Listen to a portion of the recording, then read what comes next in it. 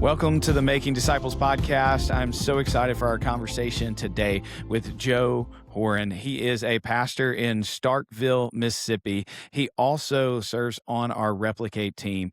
I got to know Joe in 2021, and our team walked alongside him as he was leading actually a church merger. And so today we're going to really look at how two churches came together. One that met in a warehouse, the other that met in a red brick building with a white steeple. They couldn't have been any different, but what God's done is he's brought them together.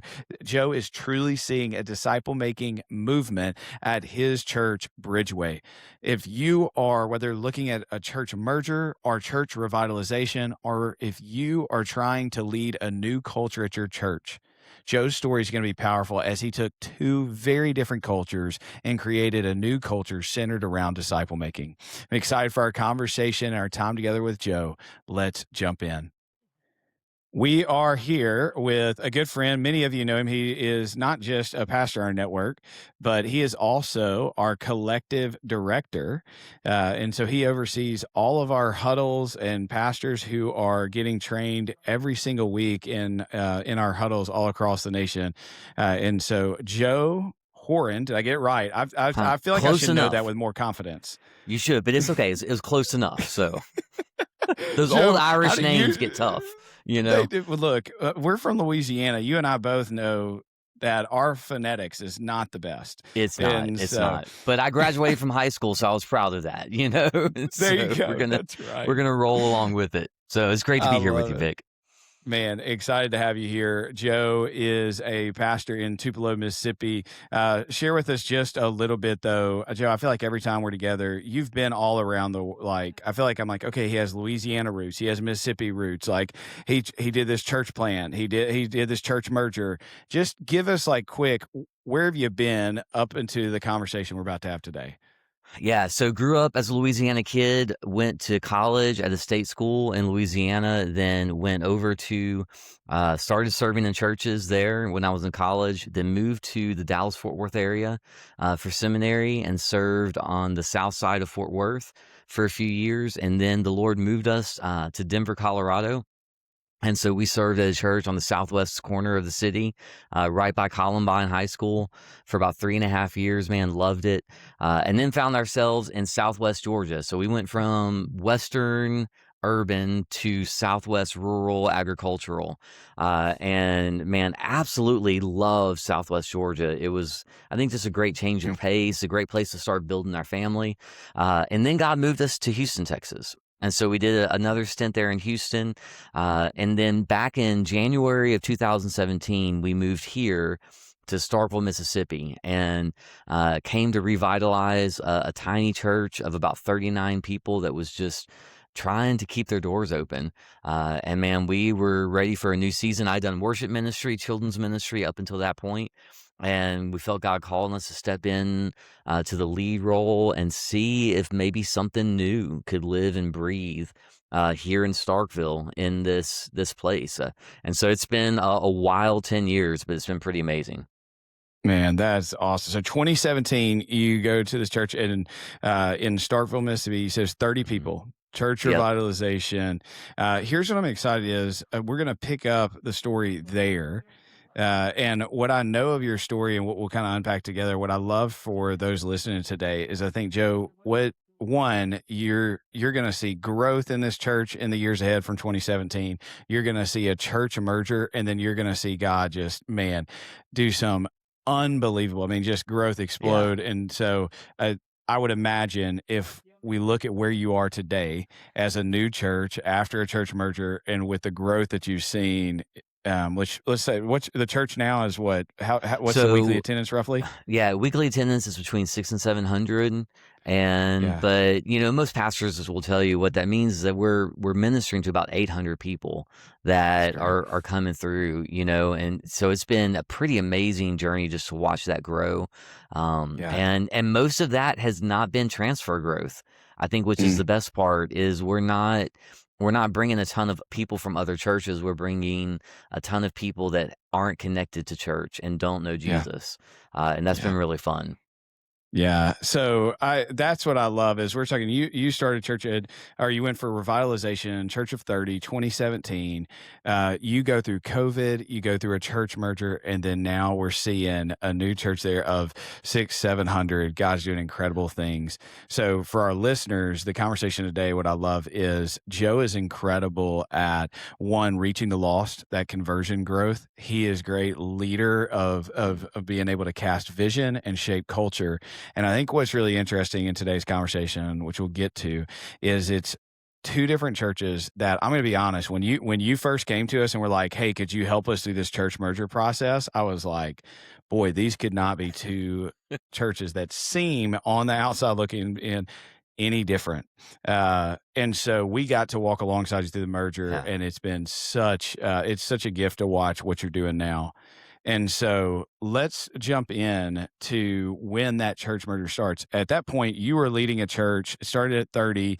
Just tell us Mhm. a little bit about your church and then Yeah. tell us a little bit about Grant's church and that you would eventually begin to merge with.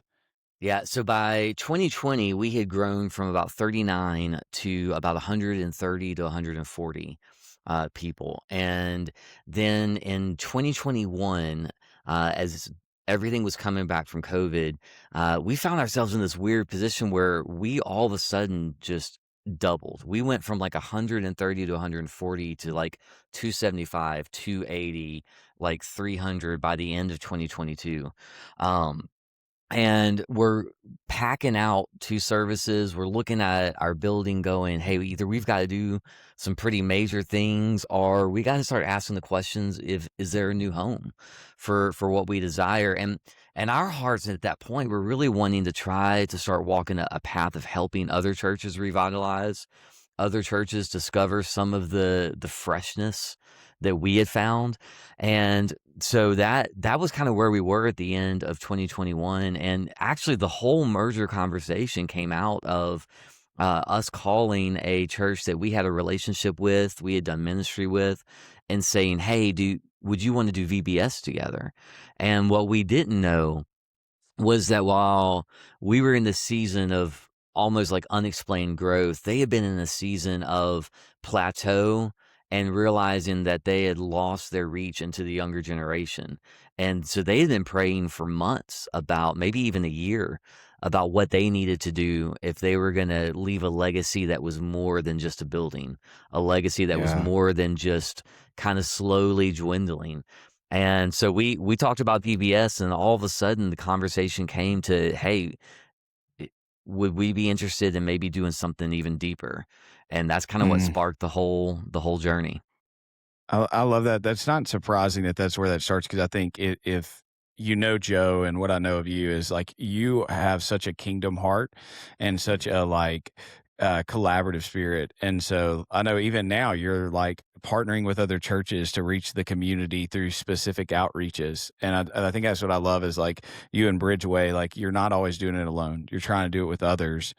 So, in that moment that you're doing that with Grant's Mhm. church at the time, when did you start to sense, hey, this is more than just doing an outreach together? When did you sense that, Yeah. man, when did church mergers start becoming a conversation? Yeah, so I think the topic got broached about, "Hey, what if we did more things together as well?" And so we sat down for a long, long coffee, probably 2, 3 hours, and just talked about who our churches were. So I talked about our youth and how young we were. I talked about how, so many of our people were either coming from they'd been out of church for a long time, or they had been hurt, or they weren't churched. Whereas Grant was coming from a church of people that had been stable. They had been here in town and in that church for some decades, most of them, and Yeah. and mainly an older church, so probably 40 plus was the majority of his church.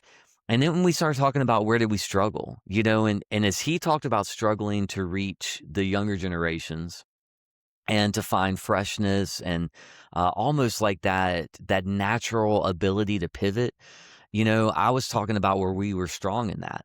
And I was talking about how, man, our struggle was we have all of these young people, but we're struggling for maturity. we're struggling for disciple makers and leaders that will reach into another generation and invest themselves. And Grant started saying, I think that's where we maybe have some strength. And so we started looking at one another going, we look completely opposite. And in some ways we are completely opposite, but there's a piece of one another that we might really need, and that Mm, maybe really helps make the part of us that's weakest strong. And so that's mm, kind of where that conversation started rolling. And we really kind of just poured ourselves into praying through about, God, not is this what we want to do, but God, is this part of how you're desiring to form us and to mm. overcome the inherent weaknesses that we have? I don't know if that makes Yeah. sense or not, but Yeah. Yeah, I love that. What would you say to a pastor who maybe they do have that relationship with another mhm, pastor that, and like I know you and Grant, there were complementing strengths. There was a chemistry and a trust there.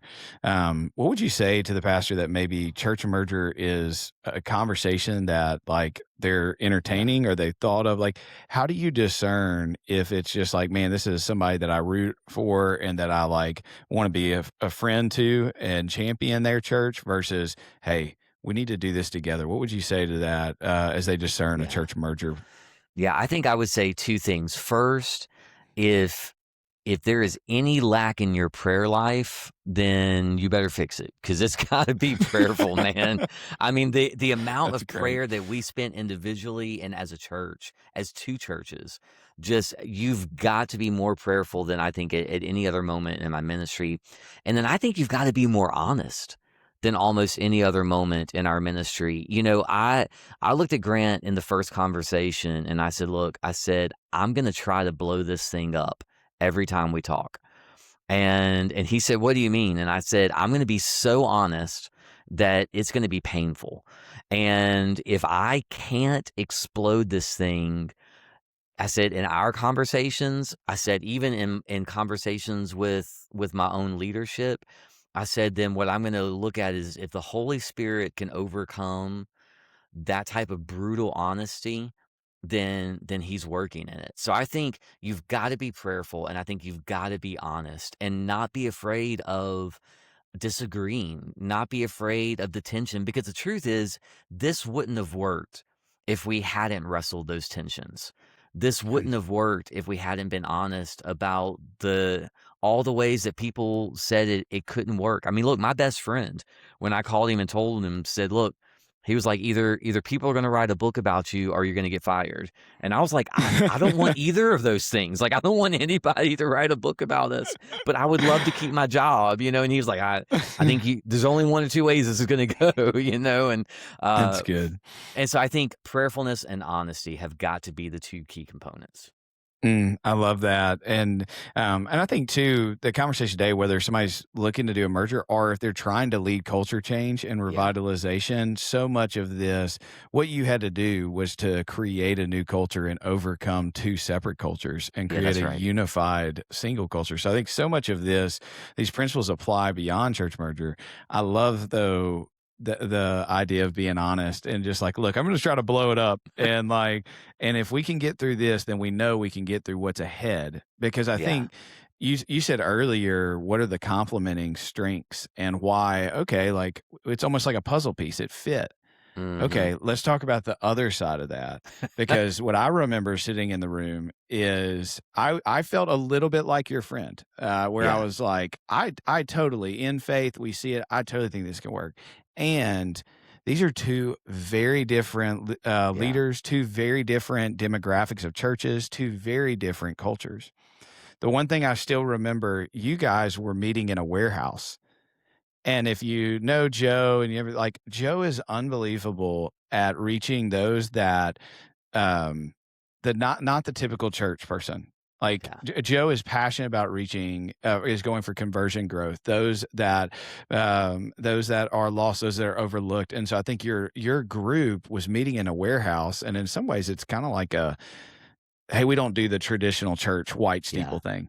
Yeah, Okay, that's well, exactly Grant's right. building was the most red brick, white steeple church. Yeah. I mean, it couldn't be more traditional to what your warehouse crew actually was like, kind of Yep. going different against in some ways. So tell a little bit of as we brought warehouse and steeple together.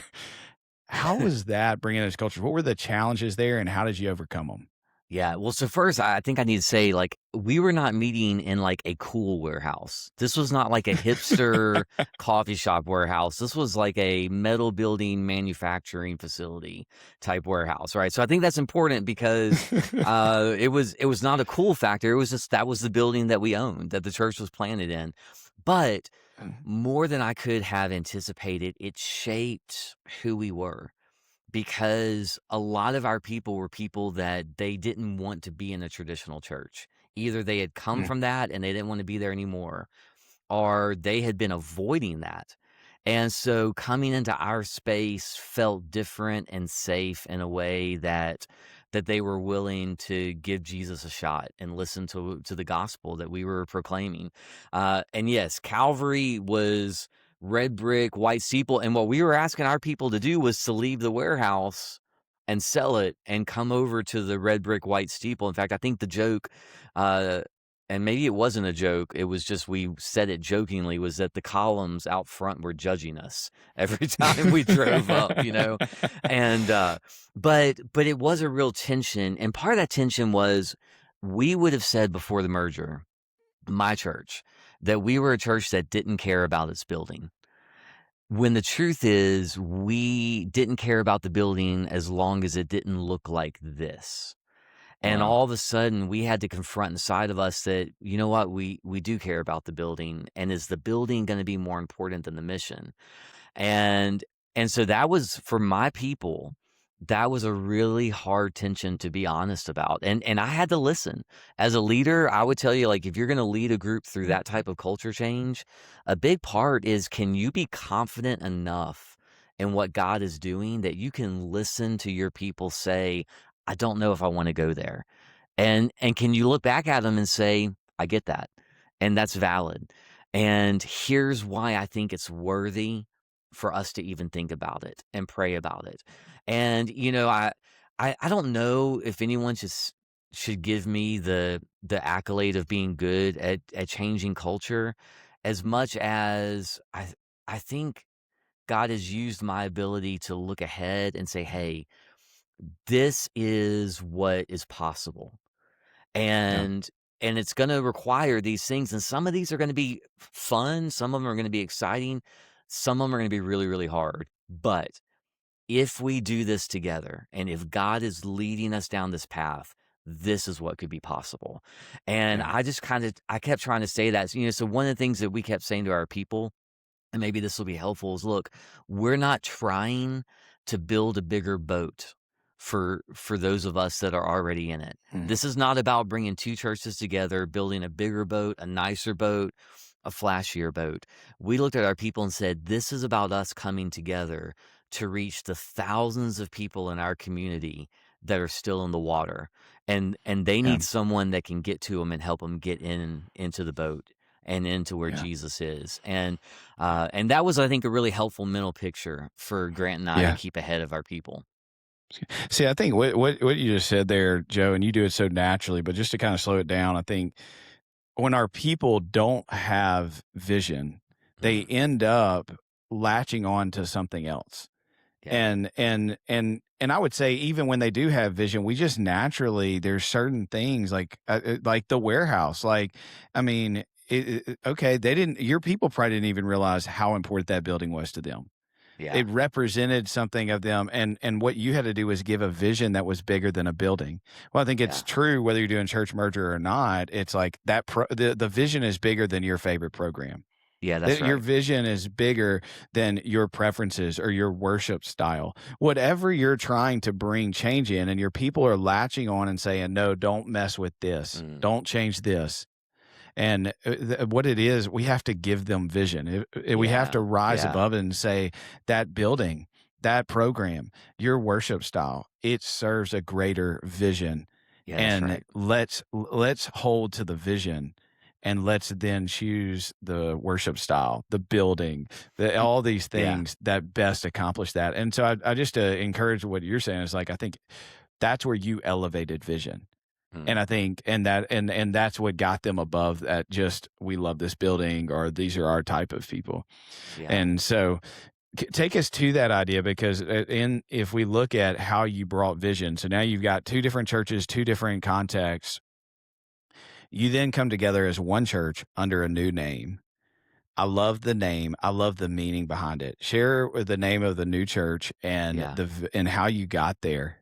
Yeah, so our new church is called Bridgeway, and it really kind of bore out of this desire that we felt like, look, if God's calling us together, then it's for a bigger purpose than us. Exactly what you said, that elevated vision. And so we really started praying about what that purpose was. And for us, we felt like, look, there are so many places in our community where the gospel isn't. There are so many places and people that are not in the church. And we live in it's a college town. Mississippi State's here, so it's an SEC town. But when you look at the demographics, half of our town is churched, half of our town is unchurched. And so, everywhere we go, there is half of our city that doesn't know Jesus, that's not plugged in the spiritual community and truth. And part of what we said was, look, we want to build bridges to those places, to the people who are lost, to the disconnected, to help them get closer to God and closer to Jesus, to help them find spiritual community. And as we kept talking about that and going through a list of names and working that through, we just kind of kept coming back to the idea of building those bridges. And I'll never forget, I didn't even really want this name at first. I don't know if I've ever told you this story. I don't know. I don't think so. So the idea of mission was huge in my mind. So I actually liked another name that had mission in the name. And we had a group of about 14 leaders from both of our churches that worked through all these details. And man, we had whittled down to these two names. And there's maybe half and half in the room. Like, we don't know which way we should go. And so we're like, all right, let's take another week and go pray about it. And I'm telling you, I drove out of the parking lot that night, and in my heart, I was like, it's going to be Bridgeway. Like, that's what it's supposed to be. I got home, I looked at my wife and she said, well, what's the new name going to be? I said, well, we're going to take one more week. And I said, but I'm pretty sure it's going to be the one I don't like. And so I came in that next week, we sat down and I said, okay, I just want to hear what every single one of you, after another week of prayer, feels like the Lord wants this name to be. And we went around table, and I'm telling you, it was unanimous. I mean, it was just one after Wow. another, Bridgeway. And they got back to me and they said, what about you? And I said, look, it's not the one I want, but I heard the Holy Spirit say the exact same thing to me last week when I drove out of the parking lot. And so That's for good. us, it has really shaped how we view what we're supposed to be. So even when we talk about, like, hey, what type of disciples are we supposed to be and to make? We talk about bridge building disciples, that if we're going to be a church that builds gospel bridges, we have to make disciples that are bridge building disciples. And so it's really even helped shape our verbiage inside of our church, is helped us remember, like, hey, as we do things together as a new church, we're going to do things that build bridges, and Yeah. we're going to let other churches do things that are good things, but they're not our things, because we're going to focus on things that we think build those bridges. Love that. So yeah, it's really been, I think, better than I could have hoped, and I love it now, even though I wasn't the biggest fan in That's those good. initial meetings. Hey, church leader, I hope these podcast episodes and the Movement Ready Church book that Robbie and I have written are helping you get disciple making started in your church. What I'm excited for in the next season is that we're taking the Movement Ready Church book to your church. We are doing one-day workshops where myself or one of the navigators on our Replicate team come on site to your church and work with your staff and leaders to take the principles of this book and to put it into action. What I love about this workshop is that we're not going to do just trainings from the book, but we are actually going to help you create something personal for your church. We're going to give every one of your leaders some essential training to grow as disciple makers and to be a developer of leaders. Secondly, we're going to give you a personalized assessment of your disciple making culture. And then thirdly, we're going to create a 1-year focus and a first step to get started so that you can see your movement begin. So all you have to do is go to movementreadytraining.com to get more information and to get started. You'll see it's pretty simple. Let's jump on a call together. Let's create a personalized training day for your church, and then let our team take care of the rest. And we will bring the Movement Ready Church to your church. So just go to movementreadychurchtraining.com and let's get your movement started. Now, let's get back to our conversation together. Let's go there with I like the idea of building bridges, and both internally and externally within the congregation and with the community. In the congregation, bridge building really came this like the young and the old, the two different congregations. It's so much around how do we, with all of our diversity, get to unity. What are some of the biggest lessons you've learned, or maybe how would you encourage a pastor out there that is trying to do better at building bridges amongst the generations and demographics within their congregation? What would be your encouragement there? I think the biggest encouragement I would give is, look, it's going to take time. But look, we're both Louisiana guys. There's no gumbo that's worth eating that got cooked fast, right? In fact, I would tell you the entire menu of my home state is built on if you just cook enough stuff down long enough, it's going to turn good, right? Put enough things in the pot, cook it long enough with enough good spices. And so I think I would say to pastors, give it time. A lot of times we want to microwave culture, and culture has to be stewed. It has to be simmered. It has to have time to because I mean, it really is like cooking. You've got to take all of the flavors of who you are, and you've got to let the Holy Spirit work on them long enough that they begin to blend together into something that's better than what they were as just individual ingredients. Does that make sense? Absolutely. As you're letting, I love that. My pastor one time told me, "Hey, some decisions are like a gumbo. You just got to let it simmer, you know." And so that idea of giving it time, letting that kind of culture blend. What's important as the leader to be doing during that time consistently? I think one, you have to communicate. And so I'll give just a very specific example. We're still working on deepening the intergenerational connections. And that's been a bright spot for us since we merged. But that's one of those things that that's a progressive core value that we're trying to drive home. And so I was literally doing a Bible study with senior adults 2 weeks ago, and I was doing it on Psalm 23, verse 5. He sets a table before me in the presence of my enemies, and I was talking about a theology of the table. And so one of my last questions is I talked about what happens when we only eat with people that we know or that we like. And man, the conversation that came from those senior adults was amazing. And I think they started realizing if you only do that, what happens is your table shrinks. And they talked about how one of the ways it shrinks is because people die, people leave. And so if you're not replenishing that table, and it allowed me to just reinforce, look, we've got more college students and young adults and young parents than we know what to do with. They need to be around your table. They need to be the ones that you replenish that table with. So I would tell you, look, communicate in every moment you can as a pastor. Let the values and the visions that you carry drip off of every moment you get with your people, and realize that your words carry. And then the other thing that I would do is, look, the best parts and the most important parts of culture are like making a gumbo, right? But not every decision is part of that. And so you have to know as a leader which decisions are culture making decisions and which ones are not.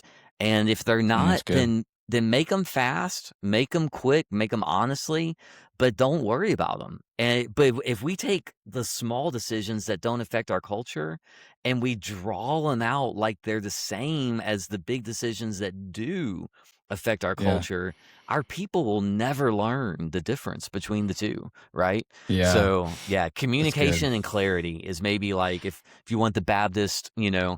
alliteration way to put that. Hey, I was going off the imagery. I thought you were going to talk about microwaving certain decisions versus, crock potting or doing a gumbo for culture decisions. It's No, I just good. like, some decisions are a gumbo, some are French bread. Like it doesn't Yeah. even matter what type of French bread you get. Just put that stuff in the oven, man. Like Well done. Well done. Okay.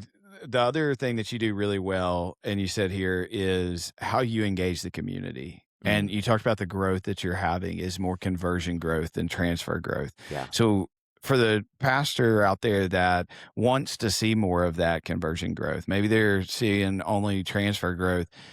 How have you continued to do a great job at building a culture and building bridges to the community for that conversion growth?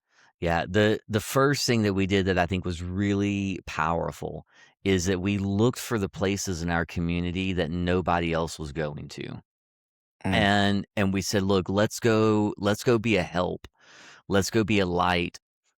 Let's go be an encouragement in those places."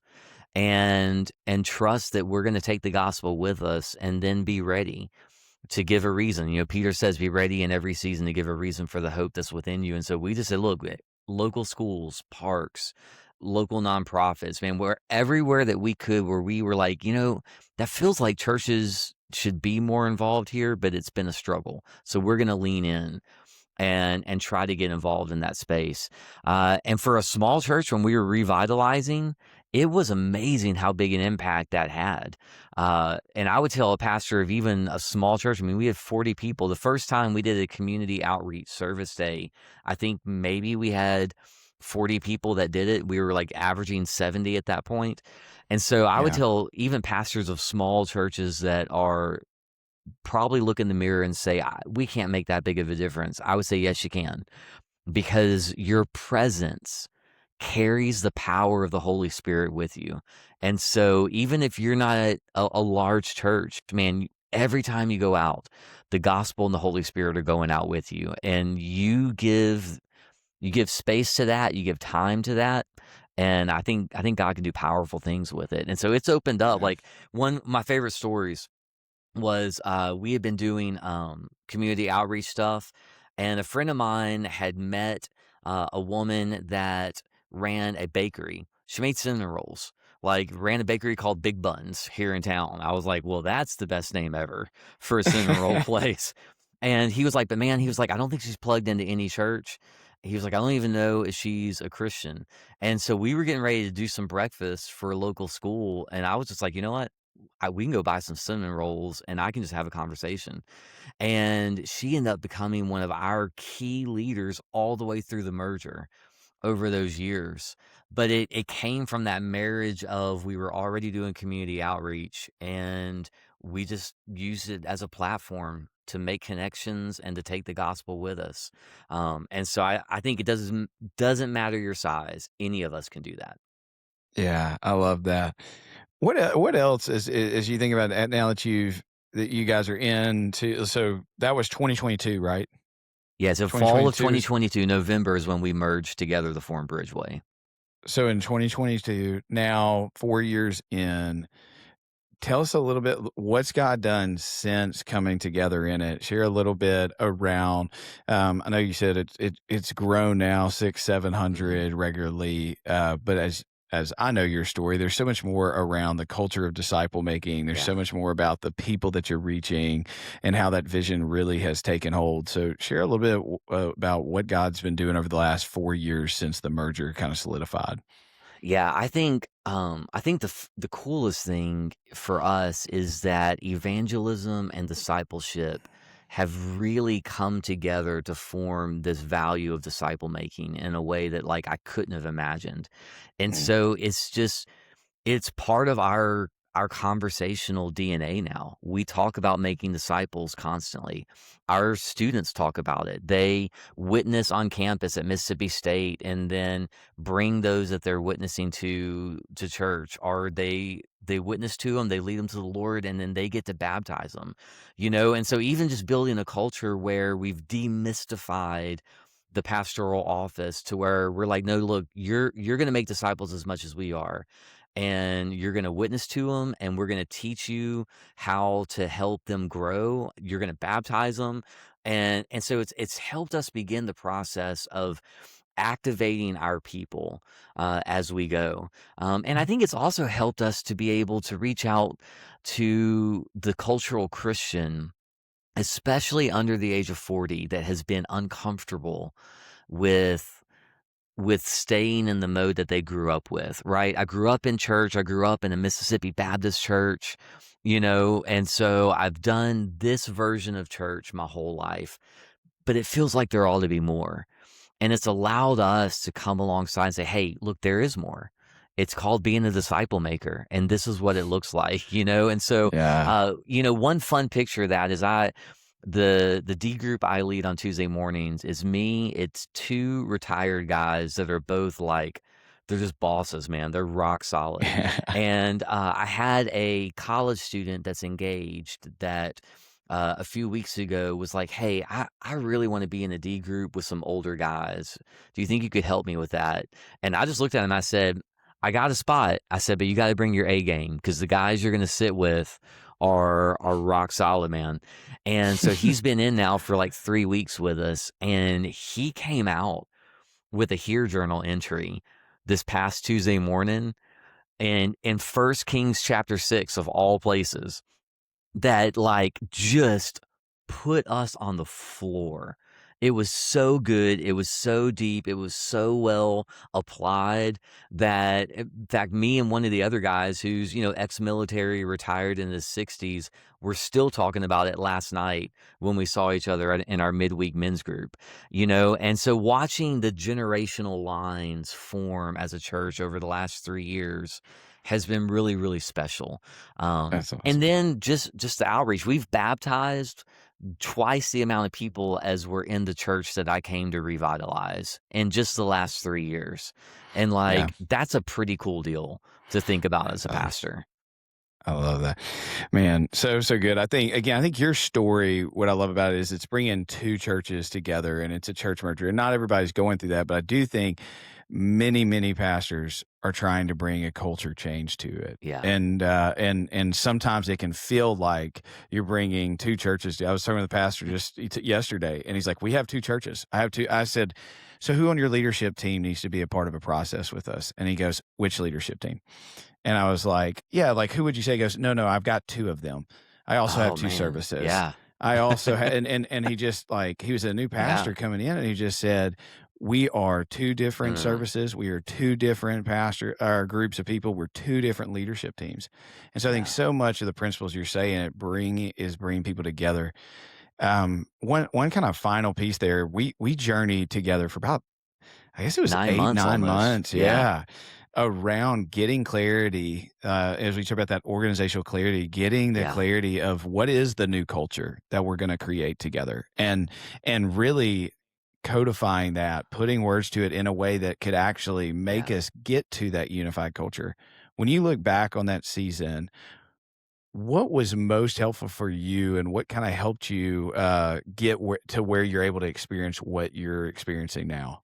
Yeah, I think the process that we went through with you guys, I mean, we started the month we voted to merge, we started that process.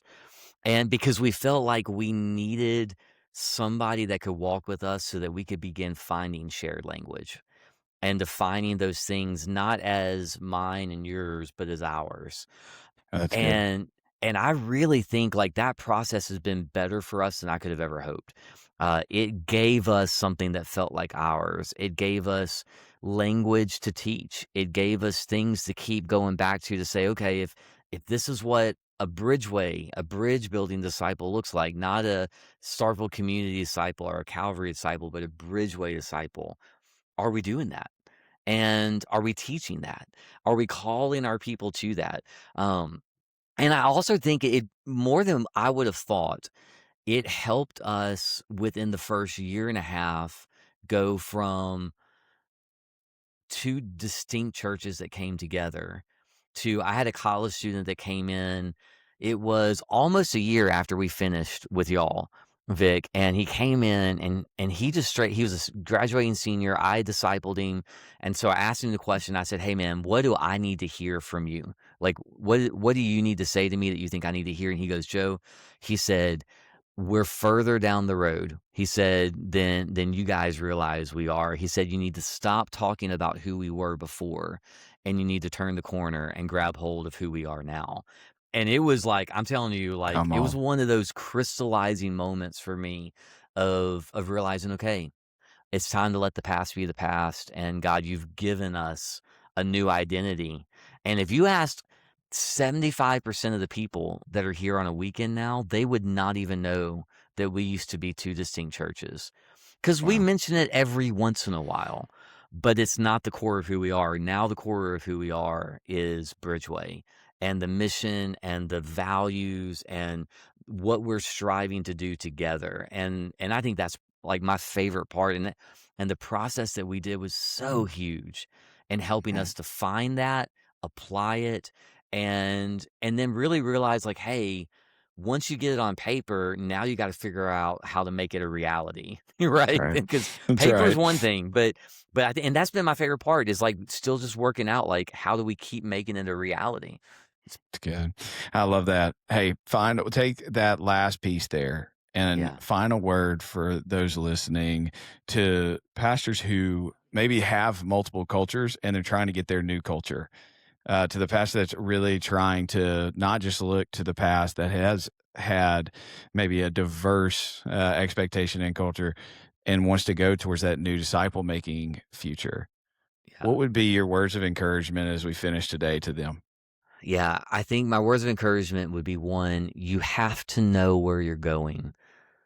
You have to know what the new culture is needs to be before you call people out of where they are. So, Mm, and once you have that, don't don't apologize for it. Don't be mean, don't be brutal or savage or uncaring. But when you know what the new culture is that you think God's calling you to, when you have a vision of the future that you believe God's put in front of you, man, your people need that. God gave it to you because they need it. Don't apologize for it. Don't hold back on it. Trust the Holy Spirit in your people enough to go, guys, we we have some good things about where we are right now. We got some, maybe some not great things about where we are right now. But let me share with you where I think we could be and why I think we need to be there. Don't hold back, because I think when you apologize or try to only do it halfway, your people are looking at it going, "Why should we give up where we've been if you don't believe it all the way?" They're going to sense that either conviction or lack of conviction in you. That would be my that's encouragement and so good. challenge. I don't know if I've connected the dots as well till you just said it there, but as I think of your two congregations, Yeah, you got clear on the vision, not of what they were. You weren't about what they were leaving. You're giving them a vision of what they were going towards. And yeah, Bridgeway too, as you think about it, it's that communicate. It's a vision. Everything that you say of building bridges, well, that speaks to unity and harmony within the body. That hmm, speaks to laying down preferences for the sake of the mission. That yeah, speaks to understanding somebody that doesn't look like you. It also speaks to going out into the community and sharing with the lost. And so, as we leave these identities that our people have formed unknowingly or knowingly around buildings and programs and worship styles, we're not saying that that's bad. What we're that's saying right. is That's right. bridge building's better. That's And I exactly think right. that right there to see how you did that, how you lead it, and leading with vision towards a unified culture, man, that's so good. Yeah. No, I think, Vic, I couldn't have said it better. That's perfect. Love doing ministry with you, Joe. A couple of things that I would brag about Joe for those that are listening. One, you got to get to know him, definitely want to connect with him. Also, he's an incredible leader for us on our Replicate team. He oversees, like I said, our collective, which we have pastors. We have well over 100 pastors who meet every single week virtually. Think like discipleship groups for pastors That's on right. how to lead disciple making movements. And so he oversees that for us. And so if you're interested at all in learning more about huddles at Replicate and how to do that, Joe at replicate.org. That's right. And so he would love to help you there. But also, if they just want to connect with you, Joe, around all that's happening at Bridgeway and Hmm. just maybe to get a good gumbo recipe, how would they Yeah. connect with you in the days ahead?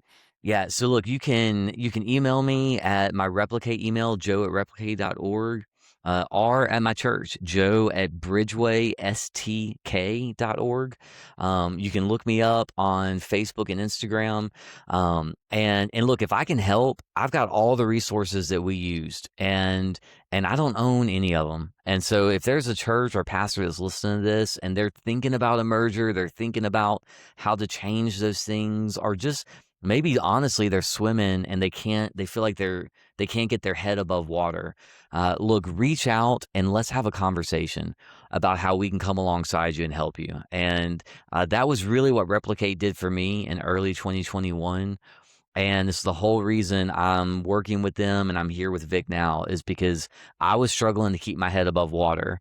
And an old guy from Louisiana that I knew named Tim LaFleur reached out and said, "Hey, bro, you need to jump into one of these huddles." And it was a lifeline for me. So if I can be that for any of you, I absolutely want to be. I love that. Joe, so grateful for our friendship. So grateful that we get to lead Replicate together. So grateful for what you're doing at Bridgeway. Thanks for being with us, man. And can't wait for the next time you're on the podcast for whenever God does the next big thing for you at Bridgeway, man. Thanks, Vic. I appreciate it, man. You have a good one.